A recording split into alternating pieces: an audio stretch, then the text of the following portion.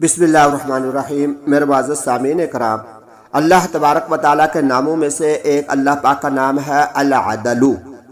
عدل کا معنی ہوتا ہے انصاف کرنے والی ذات۔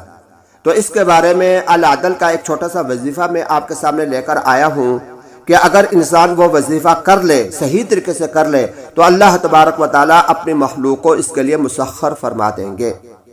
وظیفہ کچھ اس طریقے سے ہے کہ جو شخص جمعے کے دن، جمعہ کا دن ہو یا جمعہ کی رات ہو، رات کے وقت یا دن کے وقت جمعہ کو روٹی کے 20 ٹکڑے لے اور 20 ٹکڑوں پر اللہ تبارک و تعالیٰ کا یہ نام العدل لکھے اور لکھ کر کھا لے۔